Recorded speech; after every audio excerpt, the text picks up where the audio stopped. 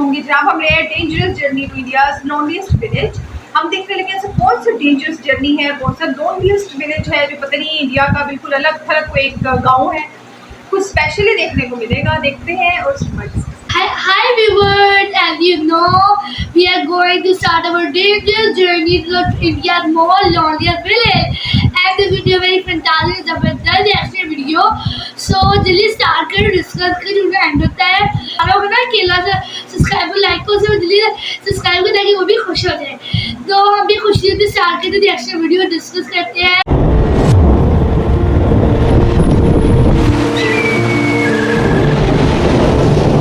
मैं इस वक्त इंडिया की मोस्ट डेंजरस रोड पर ट्रैवल कर रहा हूं और मैं जा रहा हूं इंडिया के लोनलीएस्ट और मोस्ट आइसोलेटेड विलेज।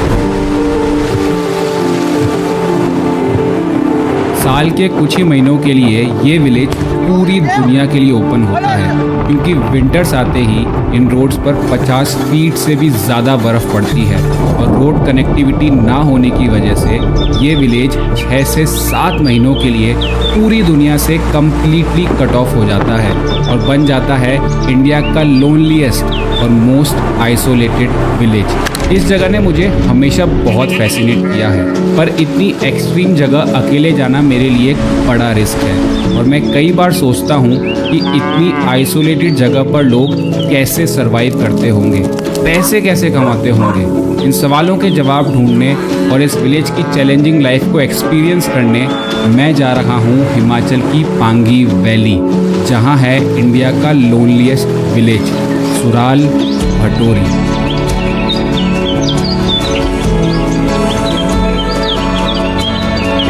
अपनी लाइफ की अभी तक की सबसे टफेस्ट जर्नी स्टार्ट करने वाला हूँ। इस ट्रिप पे आगे क्या होगा मुझे बिल्कुल नहीं पता, और सच बताऊँ तो फट तो रही है मेरी। सुराल भटोरी पहुँचने के लिए मुझे ट्रैवल करना होगा इंडिया के मोस्ट डेंजरस रोड पर, जो बदनाम है अपने डेडली एक्सीडेंट्स के लिए। आप इमेजिन कर सकते हो कि इतनी आइसोलेटेड जगह तक पहुंचने में टाइम बहुत लगेगा। मेरे लिए लगभग 2.5 दिन। अपने होम टाउन कोटा से मैं पहुंचता हूं दिल्ली, वहां से ओवरनाइट बस जर्नी के बाद मैं आता हूं हिमाचल के फेमस टाउन चंबा, और अब शुरू होता है इस ट्रिप का डेंजरस पार्ट। 9 घंटे की रोड ट्रिप जो मुझे पहुंचाएगी पांगी वैली के headquarters Killar town. So let the journey on India's most dangerous road begin. बच गया। अच्छा, पानी अगर आगे हो तो बता देना, ये कैमरा वाटरप्रूफ नहीं है ना। साच पास बहुत सुना था मैंने, साच पास ऐसा है, साच पास बहुत खतरनाक है। वहाँ पे पूरे 12 सीजन बर्फ भरी रहती है भाई। अब आगे पता चल रहा है कि साच पास है क्या। तो साच पास इंडिया के सबसे डेंजरस माउंटेन पासेस में से एक है, जो साल के सिर्फ 4 ही महीने ओपन रहता है। अब किल्लाड़ यानी पांगी वैली पहुंचने के लिए 3 रास्ते हैं। पहला मनाली से, दूसरा जम्मू से और तीसरा सबसे छोटा रास्ता है चंबा से, पर इसके लिए क्रॉस करना होता है खतरनाक साच पास को। हेलो भैया। इस रोड पे जिस पे अपन चल रहे हैं, इस रोड पे कितनी बर्फ पड़ जाती होगी पीक विंटर में? 50 फुट से ज्यादा। 50 फुट से ज्यादा। जब रास्ता खोलते हैं, जब डोजर चलता है बर्फ के ऊपर चलता है, फिर नीचे को आता है और रास्ता साफ करता है। 3-4 दिन लग जाते हैं।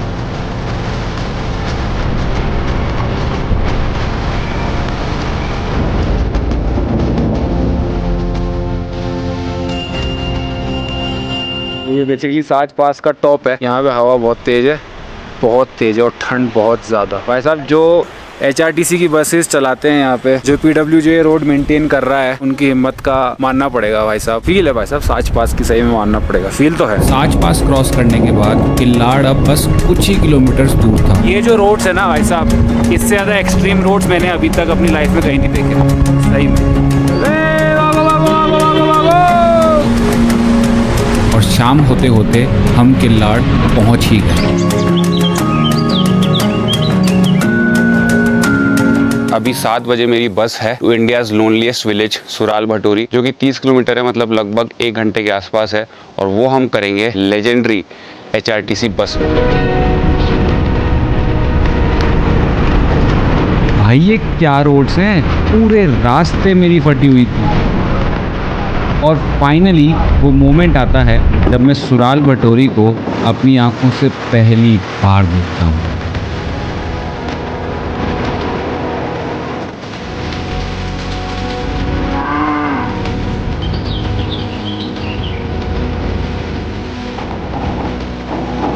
और मेरी किस्मत देखो, गांव पहुंचते ही मुझे एक बड़ा सरप्राइज मिलता है। मेरे को ना एक पिकनिक का इनविटेशन आया है। तो सुराल भटोरी की जो यंगर जनरेशन है वो लोग आज संडे है क्योंकि यहाँ पे तो एक पिकनिक कर रहे हैं और इनकी पिकनिक बड़ी यूनिक होती है।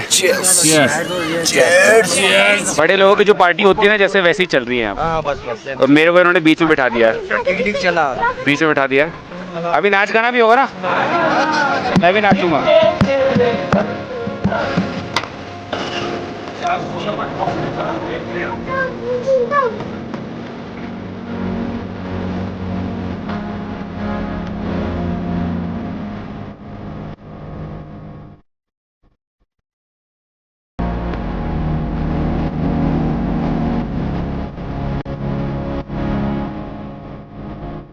ऐसी इस तरह की पिकनिक मैंने लाइफ में कभी एक्सपीरियंस नहीं की। बहुत अलग तरह का एक्सपीरियंस था ये। पिकनिक के बाद कुछ भाई मुझे एक छोटे से एडवेंचर पर ले गए जो कि थोड़ा सा स्केरी हो गया था। पिकनिक यहाँ हो रही है, हम इतना ऊपर चढ़ के आए हैं। अब ये सब मेहनत इसलिए क्योंकि भाई लोग को एक तगड़ा व्यू पॉइंट पता है, पर उसके लिए इस नेचुरल केव को क्रॉस करना पड़ेगा। भाई ये कौन सा एडवेंचर कर रहा हूँ मैं? ये पहले शायद से शिकारियों का ये अड्डा टाइप। शिकारियों का अड्डा। ओ भाई साहब, ऐसे टेढ़ा होके जाना। नहीं उधर जाना है, उधर जाना है नीचे होके।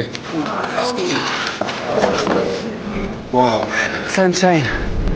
ओ भाई अब समझ में आ गया मेरे को कि पहाड़ियों की पिकनिक ऐसा नहीं होता जाके नाच गाना बैठ जगह बैठ के, इसमें भी एडवेंचर है भाई।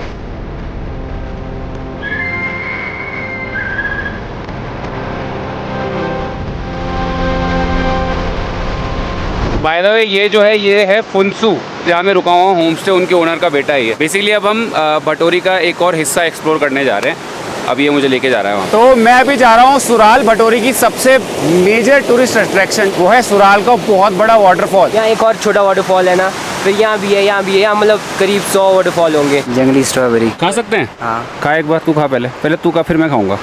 एक मेरी भी तोड़ दे। ये लो, ये है जंगली स्ट्रॉबेरी जो मैं खा रहा हूँ लाइफ में पहली बार। कितनी बड़ी हो जाती होगी ये इतना ही ना हो जाता है भाई? एकदम लिटरली वही टेस्ट, स्ट्रॉबेरी तो वही टेस्ट होगा भाई। मेरे को यहाँ से वाटरफॉल दिख रहा है और बहुत बड़ा वाटरफॉल है क्योंकि इतना दूर से दिख रहा है, इतना सारा पानी बह रहा है और ये सारा पानी बेसिकली इतना ठंडा होगा, सारा ग्लेशियर से पिघल के आ रहा है।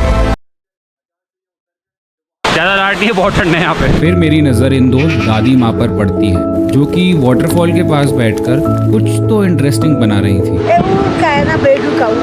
तो ये आपने भेड़ से निकाला और उसको अब इसमें लपेट रहे हो और इससे भी स्वेटर बनेगा। स्वेटर बनेगा, जुराब बनेगा, चादर बनेगा, जेंट्स के लिए कोट पजामा। और ये एक भेड़ से कितना निकल जाता है? ये बड़ा बड़ा होगा तो 2 किलो निकलेगा। जब आप निकाल लेते हो उसके बाद भेड़ पे ये वापस आने में कितना समय लगता है इस ऊन को? 3-4 मिनट। मैं बचपन में हमको पढ़ाते थे कि भेड़ से ऊन निकलती है, फिर उसको ऐसे धागे में रेशे में बना के बनाते हैं कपड़े। मैंने अपने जीवन में इसको पहली बार आंखों से देखा है। अच्छा। इससे पहले मैंने कभी नहीं देखा था। तो शाम हो चुकी है और मैं होम से वापस लौट के आ गया हूँ। ऑनेस्टली स्पीकिंग यहाँ से मैं एक दिन रहा हूँ, मैंने लोगों से बातें की है, सब कुछ वगैरह वगैरह, बट स्टिल मुझे बहुत अकेलापन लग रहा है यहाँ पे फॉर सम रीजन। और मैं इमेजिन कर रहा हूँ कि यहाँ के लोग पूरी दुनिया से कट ऑफ इतने महीनों के लिए कैसे रहते होंगे। जब मुझे एक दिन में यहाँ पे इतना आइसोलेशन फील हो गया, वो अंदर से बहुत अजीब सी फीलिंग है।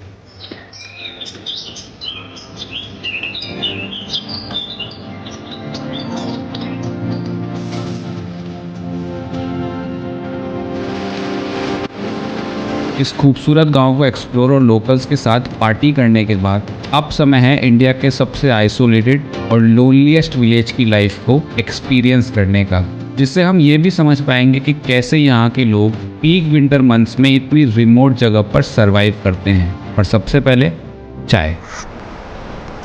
हाँ अच्छा है, अलग टेस्ट है। अलग टेस्ट होगा। ऐसा लग रहा है कि सही में फूल का रस पी रहे हैं। हाँ, ये फ्लावर बहुत कॉस्टली है। ये फ्लावर का नाम है पोलू खंबा, 5000 kg। तो हम लोग इसका मतलब सेवन करते हैं, चाय में भी करता है। बुजुर्ग लोग आता है, उनके घुटनों वगैरह में जो दर्द होता है इससे ठीक हो जाता है। वो ये मतलब मई में होता है, मतलब बर्फ निकल जाएगा तो ये खत्म हो जाता है। चाय के बाद विलेज लाइफ को एक्सपीरियंस करने का सिलसिला शुरू होता है पानी से चलने वाली आटा चक्की से। ये हैं देवी सिंह जी और अभी हम जा रहे हैं गराट में, जहाँ पे ये गेहूं का आटा पीसा जाएगा। पत्थर का बना हुआ है, ये बहुत पुराना है। पहले वहाँ से वो डाल दे, पानी डाल दे। ये चैनल खोल रहे हैं गराट वाला। अब ये गराट के लिए पानी जा रहा है ताकि नीचे जो चक्का है वो घूमेगा और फिर वो गराट घूमेगी। ये बेसिकली ऐसी ब्लेड्स हैं जो नीचे तक जा रही हैं और नीचे पानी बह रहा है। जब पानी बहता है तो वो ब्लेड्स घूमती हैं। पुराना लोगों ने ऐसे मुसीबत खा के पत्थर को मिला के कनक के आटा सबको खिलाया। गेहूं डालने के लिए वो रखा है, एक साथ डालो, 2 मिनट के लिए आप खाना खाने के जाएगा, फिर आ जाओ देखने ये बन जाएगा आटा के। ये जो आटा होता है ना, चक्की से जब पिसता है तो ये एकदम ठंडा आटा है। जब हमारे यहाँ चक्की से पिसता है आटा तो वो गर्म हो जाता है, तो उसमें न्यूट्रिशन थोड़ा लॉस हो जाता है। मेरे को शूट करने के लिए, आप लोगों को दिखाने के लिए इन्होंने एक डेमो दिया है। इनको अभी पीसना नहीं था। धन्यवाद। गराट देखने के बाद फुनसुंग, शेरिंग और मैं वैली की तरफ अध्वारी देखने निकल जाते हैं। अब गांव वाले अपनी टेम्पररी हट्स को अध्वारी बोलते हैं और ये यहाँ के लोगों की लाइफ का एक बहुत इम्पोर्टेंट हिस्सा है। वैली को क्रॉस करने के लिए ये वाला वुडन ब्रिज बनाया हुआ है। इतना तेज बहाव है, मेरे को डर नहीं लगता इसमें जाने में। मेरी फट रही है मेरे को। अगर मैं गिरा तो बचा लेगा? है मुश्किल है भाई, हिल रहा है तो भाई। अगर ये गिरा तो तैरने वाला भी नहीं बच रहा। यहाँ तो इतना तेज बहाव है। निकालने का काम भी यही करते हैं। एक बेड ये है और एक बेड ये है। अच्छा, लकड़ी से बनाया हुआ है। हाँ, बोझ पत्थर लकड़ी से बुन के बनाया हुआ है। यहाँ पे ये स्टोव भी है और ये गर्म भी करता है रूम को। दोनों का काम करता है ये ऊपर की तरफ छत से ऊपर निकल जाता है धुआं। सर्दी जब एकदम पीक सर्दी होती है तब तो यहाँ पे कोई नहीं आता। कोई नहीं, सिर्फ गर्मी के वक्त जब गाय चराने के लिए। और जब सर्दियाँ पड़ती है तो फिर इनका खाना कहाँ से आता है? सर्दियों के लिए मतलब पहले से ही घास वगैरह काट के रखते हैं ना, कलेक्ट करके रखते हैं गर्मियों से सर्दियों तक। फिर उसके बाद सर्दियों में फिर पूरा वही घास खिलाते हैं। पियोगे? हाँ दे दो। तो ये बेसिकली दही है, जो चूरी होती है ना, mix between yak and cows, उनका दही है। जो नॉर्मल दही मैं पीता हूँ और ये जो पी रहा हूँ उसमें डिफरेंस ये है, ये दानेदार है। हमारा वाला प्लेन होता है, बहुत सादा। मुझे लगता है कि ये बिल्कुल परफेक्ट मोमेंट है लोकल्स के साथ बैठकर उन सवालों के जवाब जानने का जो मुझे हमेशा इस जगह के बारे में परेशान करते रहे हैं। आखिरकार इसी क्यूरियोसिटी ने तो मुझे सुराल भटोरी आने पर मजबूर किया था। यहाँ पे सबसे मुश्किल है बारिश और सर्दी का ही मौसम। कॉल वगैरह कुछ भी नहीं जाता है। इलेक्ट्रिसिटी वाले हैं तो ये तार कट जाता है, महीने दिन के लिए कोई यहाँ पे आना जाना बंद हो जाता है। वो लोग आते नहीं है, महीने हम अंधेरे में भी गुजारते हैं। स्पेशली इन पीक विंटर्स, जब कोई बीमार पड़ गया, आसपास तो हॉस्पिटल भी नहीं है और कोई रोड्स भी नहीं है क्योंकि वो सब तो स्नो से ढक जाते हैं, तो फिर कैसे किसी पेशेंट को लेके जा सकते हैं? सबसे पहले तो लोग फर्स्ट एड किट रखते हैं। फिर उसके बाद अगर बीमारी थोड़ा उससे ज़्यादा होगा तो फिर हर्बल ट्रीटमेंट देते हैं। फिर अगर उससे भी नहीं हुआ तो यहाँ से दरवाज़ करके एक जगह है, 8-9 लोग बीमार बंदे को लेके जाते हैं, क्योंकि अब एक बंदा होगा तो फिर वो अकेला कहाँ ले जाएगा, क्योंकि दरवाज़ यहाँ से अब 10-15 किलोमीटर दूर है। मतलब ऐसे पीठ पे उठाते हैं बारी बारी से। फिर उसके बाद लोग खाने का सामान भी साथ में ले जाते हैं क्योंकि अब इतना दूर है। तो फिर और ऊपर से 4-5 फुट बर्फ़ होता है, फिर उसमें चलना भी इतना मुश्किल है। जैसे ही अब दरवाजे तक पहुँचेंगे गाड़ी मिलने का चांसेस ज़्यादा होता है। फिर उसके बाद गाड़ी में ले जाते हैं किलाड़ तक, फिर उसके बाद वहीं पे ट्रीटमेंट। गरीब लोग होता है जो पेशेंट, सहयोग के लिए हम जितना भी हेल्पफुल लोग जाता है वो अपना योगदान देता है। उसके पास 100 हो, 200 हो, 400 हो, 500, 1000, 1200 हो। लेकिन अगर सही टाइम पे नहीं पहुँचे तो फिर मरने का काफ़ी चांस है, और यहाँ पे वैसे भी काफ़ी लोग मर चुके हैं। कभी आपके मन में ऐसा विचार आया किसी दिन के, यार मैं कहाँ इतना दूर रह रहा हूँ, इतनी मुश्किल रह रहा हूँ, ये सब छोड़ के मैं शहरों में बस जाता हूँ? वो तो हर कोई सोचता है सर, शहर में बैठने के लिए मन तो कौन किसका नहीं करता है। पैसे कमाने का थोड़ा बहुत मटर हो जाता है सर, थोड़ा बहुत आलू है बस, बाकी यहाँ के हर्ब्स होते हैं ना काफ़ी हाई वैल्यू में बिकते हैं। तो आप लोग खाने की सप्लाईज 5-5, 6-6 महीने के लिए कैसे मैनेज कर पाते हो? समर सीजन स्टार्ट होता है, वैसे ही लोग विंटर्स के लिए सब्जी वगैरह उगाना स्टार्ट कर देते हैं। कुछ गवर्नमेंट के जो राशन आते हैं, कुछ हम लोग खुद मैनेज करते हैं इधर उधर से, जैसा तेल हो गया, नमक हो गया, हल्दी हो गया। कभी किलाड़ से भी लाते हैं दुकान से, 5-6 महीने के लिए स्टॉक ले आते हैं। एक सत्तू करके यहाँ पे एक पौधा होता है, सर्दियों में मैक्सिमम वो ही खाया जाता है और वो मतलब बॉडी को काफ़ी गर्म भी रखता है। और ये हमारे गांव का याक बहुत ही खतरनाक है क्योंकि इसने पहले भी यहाँ पे एक इंसान को मार चुका है सर्दियों में। अभी हो रहा वहाँ पे तो अभी अपन थोड़ा पास भी नहीं जा सकते? नहीं, इसका थोड़ा सा भी अगर मूड खराब हुआ तो ये अटैक कर देगा, अटैक करेगा। जिस तरह से उन्होंने डिस्क्राइब किया है ना उसको, मेरी फट रही है 5-6 कदम आगे जाने में भी, क्योंकि अगर वो भागा तो मैं तो उसको आउट रन नहीं कर पाऊंगा। जी, अकेलापन तो बहुत होता है यहाँ पे। आपस में ऐसा मतलब मिली जुली सिस्टम है हमारा। आज मेरे घर में, कल किसी और के, ऐसा टाइम पास वाले, कभी ताश खेल दिया, हम छोलो बोलते हैं, छोलो खेलते हैं, कभी खेलते हैं, कभी गप्पे लगाते हैं, कभी ऐसे रात को फिर जो है। गांव के लिए थोड़ा मुश्किल तो होता है सर्दी में। नीचे होगा तो 12 महीना कमा के भी कमाते, यहाँ 6 महीने कमाते, 6 महीना बैठ के खाना पड़ता है। अच्छा, सर्दियों में आप करते क्या? कुछ भी नहीं करते? कुछ नहीं करते, क्या करना है, बैठे बैठे खाना है, बस गाय को थोड़ा देखना, पानी पिलाना, घास डालना, बस। और कुछ भी नहीं होता? कुछ भी नहीं होता, बाकी तो पहले ही होता है सारा। वो चीजें मैं ये सोचता कि रेगे का काम जो हो, सर्दियों में हमारा जो रोड है इसको हम लोग साफ करने के लिए हमारा दिहाड़ी भी लग जाएगा, रोड भी ठीक हो जाएगा हमारा। ये चीजें हम थोड़ा सरकार से गुजारिश करता हूँ। जल्दी ही सूरज डूबने वाला था और रात को मैं आपको अपने होमस्टे के यूनिक डिनर एक्सपीरियंस पे ले जाने के लिए बहुत एक्साइटेड हूँ। गांव वापस आते वक्त मैं कुछ इंटरेस्टिंग लोकल से मिला और इस जगह के बारे में कुछ नया सीखा। और हाँ, गांव पहुंचते ही मैं आपको मेरे फेवरेट पर्सन से ज़रूर मिलवाऊंगा। कल जी का नाम अमरनाथ। ये उम्र कितनी होगी? उम्र 75 साल। और ये पीछे आप जो ये टांग के ले जा रहे हो उसमें क्या लाते हो? इसमें गोबर सूखा कर रखा था, वो लेकर आएगा। हाँ। सर्दियों में उसी से दाल रोटी बनाएगा। अच्छा, उसको इकट्ठा कर रहे हैं? हाँ, ताकि जब सर्दियाँ आए तो सारा सामान इकट्ठा रहे। अब क्या करना, सर्दियों में तो चट्टी पेशाब करना कोई जगह नहीं होता, बर्फ पड़ जाता, बर्फ पड़ जाता है। सही बात है।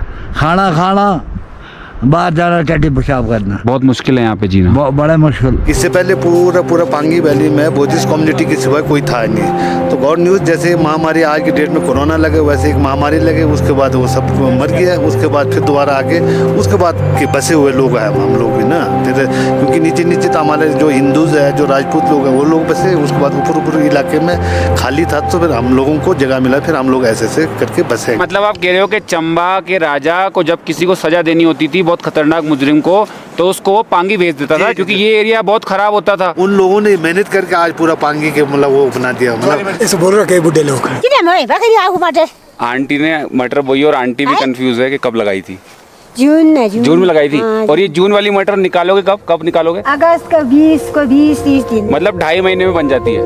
पांगी वैली के सबसे हाईएस्ट मतलब उस पे बुद्धिस्ट लोग, भोटिया लोग के सिवाय कोई भी नहीं मिलेगा। और उनको फिर भटोरी बोलते थे। वो भटोरी बोलते थे, जब भोटिया लोग बैठे तो तब भटोरी बोलते थे। इसलिए इस सुराल वैली में लास्ट गांव को सुराल भटोरी बोलते हैं। एक बात जो इस वैली में घूमने के बाद बहुत जल्दी समझ में आ जाती है वो ये है कि यहाँ पे बहुत सारे वैरायटी ऑफ फ्लावर्स है। और मुझे लोकल्स ने भी बताया कि यहाँ पे बहुत सारे मेडिसिनल हर्ब्स भी हैं। तो यहाँ का जो दूध होता है, क्योंकि गाय जो होती है वो यही सब कंज्यूम करती है, तो वो यहाँ का जो दूध होता है और उससे जो प्रोडक्ट्स बनते हैं, पनीर, दही, उनकी क्वालिटी टॉप नॉच होती है। तो ये है फुनसू की दादी। भाई इतनी स्वीट है ये, जब भी मुझे देखती है आसपास गाँव में चलते हुए, हमेशा पूछती है कुछ लाऊं खाने को, चाय, कुछ खाने को। अभी तक का मेरा फेवरेट पर्सन इस पूरी वैली में ये है। मेरा दिल जीत लिया इन्होंने। अच्छा लगा या? तो हमेशा वैसी बात करती हैं कि जो दिल को छू जाती है। बहुत अच्छा लगा। जब आपको अच्छा लगा तो फिर ठीक है। तो अभी रात के 8:15 हो रहे हैं और मैं जा रहा हूँ डिनर करने। अच्छा, तो ये तो दादियों से मैंने आपको मिला ही दिया। ये जो आप देख रहे हो ये बेसिकली डाइनिंग हॉल है। तंदूर जो कि रोटी सब्जी बनाने का काम भी आता है और कमरा गर्म भी रखता है। धनिया दाल, येलो दाल है ना, ये इसी पे रोटी बनाई है। ये चूरी जो मैंने बताया था ना, उसका घी है ये बहुत गाढ़ा होता है। चुखरी, ये क्या होता है? धार में होता है ये चुखरी, धार में होता है ना, फिर ले आता है चुक्का, फिर यहाँ ब्रीक करना, फिर इससे कणक मिलाना, फिर घराट में पीसना, फिर रोटी पकना। चुकरी का रोटी का बाइट मेरे को समझ में नहीं आया टेस्ट कैसा है। मैं एक्सपीरियंस नहीं कर पाऊंगा टेस्ट कैसा है। घास वास होती है ना, वैसा मेरे को लग रहा है। पत्ते से बनता है ना, वही टेस्ट आ रहा है। एकदम ऐसा लग रहा है कि मैं घास खा रहा हूँ। एक बात तो पक्की है कि पांगी वैली मदर नेचर के दिल के बहुत करीब है, तभी तो कुदरत ने इस जगह को नेचुरली इतना रिच और खूबसूरत बनाया है। और साथ ही इसकी हिफाजत में खड़े हैं यहाँ के ऊंचे ऊंचे पहाड़। यहाँ के हर एक गाँव वाले को मेरा सलाम है। That video and I will already awesome and dangerous journey was and पहले भी एक जा चुके थे वहाँ पे, लेकिन पता हम गाँव में बची इसलिए ना जा नहीं पाए। मैंने लगा कि मैं दोबारा जरूर जाऊँगा, तो अभी मौका मिला तो इंडिया के इतने ब्यूटीफुल डेंजर सिटी को कौन छोड़ने वाला, तो ये पहले मौका मिले तो गए और वहाँ पे इतना कुछ ज़बरदस्त मज़ा आया इन्हें, इतने प्यारे पहाड़ों पता है विजिट इंडिया के पास ज़बरदस्त लेवल की है ना जी। तो ये कहते हैं 6 से 7 महीने जी। बिल्कुल कट ऑफ होता है पूरी दुनिया से, इतनी बर्फ होती है कि आप सोच भी नहीं सकते। तो ये लोग यहाँ पे सर्वाइव करते हैं, कितनी हिम्मत की कैसे बात करते है। होंगे? कैसे वहाँ अपने खाने का बंदोबस्त और अपना सारा आग जलाने का और अपना जो भी फसलें वो करते हैं, काश्तकारी इतनी करते हैं बड़े, वैसे ना ये लोग जी। बड़े सर्वाइव करते हैं ना। ये भी कुछ बिल्कुल से कम नहीं होता ऐसी जगहों पर रह लेना ना जी। और ऐसे नॉर्मल डे में ना मेहनत जो करते हैं, हमें देखा नहीं हमें जी भी एक्टिव थे। हम तो कई तो जगह देखते हैं ना वो बड़े एक्टिव लोग होते हैं, यहाँ पे उसे देख लें ग्राउंड में खेल रहे हैं, क्रिकेट जो भी है इनका खेलते हैं नेचर से करीब है। जी, नेचर से करीब है। और यहाँ पे ना कितनी उम्र ही कितनी ज्यादा है, आप ये मत नोट जी, इस जगह में पता क्यों ओल्ड लोग बड़े होते हैं।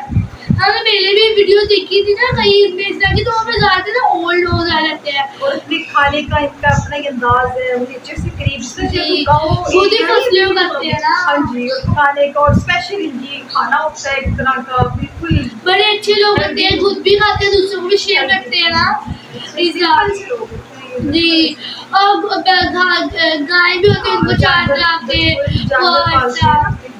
जी। और बाकी इन दिनों में नॉर्मल डे में मेहनत करते हैं, सर्दी में तो फसलें उगा के जब बन जाते हैं ना फिर घरों में जाते हैं, फिर इससे फिर अपने घरों में आइसोलेट हो जाते हैं क्योंकि बाहर वाला तो बहुत पॉसिबल ही नहीं है कि फिर निकले, इसलिए वो इतने महीनों के लिए सब कुछ अपना कलेक्ट करते जी। हैं। सच में ये जबरदस्त जर्नी था। हमें तो एक में ना चक्कर लगा दिया, मुझे पे चक्कर लगा दिया। हमने अपने डेंजर जर्नी भी देख ली और हमने पॉइंट लोनलीस्ट विलेज भी देख लिया। भाई कहते हैं इजी नहीं था मेरा अकेला सफर करना, तो पहले तो मैं इस से वापस ही आ गया था, तो मैंने आगे कंटिन्यू नहीं कर सका, अनसेफ था। फिर मौका कहते मैंने प्रॉमिस किया कि मैं जरूर दोबारा जाऊंगा और जरूर ये विजिट करूंगा। कौन सा वाला ये गाँव था वो क्या सुरल भटोरा जी, या भटोरी भटोरी है ना, इसका नाम था सुरल भटोरी जी। और बाकी वो लोग आपने सब्सक्राइब लाइक को बड़ा दबा दिया, वो तो बड़े खुश हो गए होंगे और आपने नहीं दोबारा जल्दी से दबा दी ताकि हम भी खुश हो जाए। बहुत खूबसूरती है भाई इंडिया के पास, बहुत ज्यादा। तो जी। तो इतने ट्राइब्स और डिफरेंट उनकी लैंग्वेजेस और उनका तर्ज जिंदगी में, तो अपने कल्चर, अपने ट्रेडिशंस, अपने बिल्कुल और ही दुनिया लगती है। जब हम इस तरह को विजिट करते हैं ना किसी भी प्लेस का, देखते हैं तो हैरान होते हैं कि ये वाकई में वहाँ पे है। हमारे पास इतने ट्राइब्स और इतना कुछ नहीं है, जरूर होगा लेकिन इतना नहीं है जितना इंडिया के पास है। इतना कुछ है, इतना कुछ है, can believe in how beautiful and is India. और ग्रीनरी कितनी इंडिया के पास है, और ये ट्राइब सिटीज कितना बड़ा तो मुल्क है, बड़े मुल्क की और जगह नहीं होगी सारी, और जगह होगी तो खूबसूरत नहीं होगी। बड़ी हिम्मत की है भाई ने, इतना डेंजरस रूट्स उन्होंने सेलेक्ट किए अपने लिए और हमारे लिए वीडियो कैसे कैप्चर की, क्या क्या मोमेंट्स लिए और कितनी प्यारी बना दी। तो भाई जबरदस्त है भाई, हमें तो बहुत जी। वो कोटा सिटी से निकले थे और सीधा गए सोनल भटोरी। वहाँ से बोलते कहाँ बातें करते, गपशप, लोगों से मिलते मिलाते और वहाँ का सारा रहन सहन देखते, खाना पीना सब कुछ करते करते बड़ी प्यारी वीडियो बना जी। और बाकी ये ना इंडियन रेलवे से ही गए थे ना, जो मर्जी होती है कि इंडियन रेलवे सबसे आगे है। जी जनाब, तो बहुत अच्छी वीडियो लगी हमें, इसी तरह की ज़बरदस्त वीडियो को लेके आते हैं हम, तो बड़े खुश होते हैं देख के। तो उम्मीद है कि आपको भी अच्छी लगी होगी, अच्छी लगे तो सब्सक्राइब जरूर कर दें चैनल को, हम इसी तरह वीडियो लाते रहेंगे जी। तो हमारे को लाइक सब्सक्राइब कर देना, आपको वीडियो अच्छी लगी, वीडियो अच्छी लगी होगी कितना ज़बरदस्त और इतनी भी खूबसूरत जगह किसी ने पसंद आई होगी। तो तब तक के लिए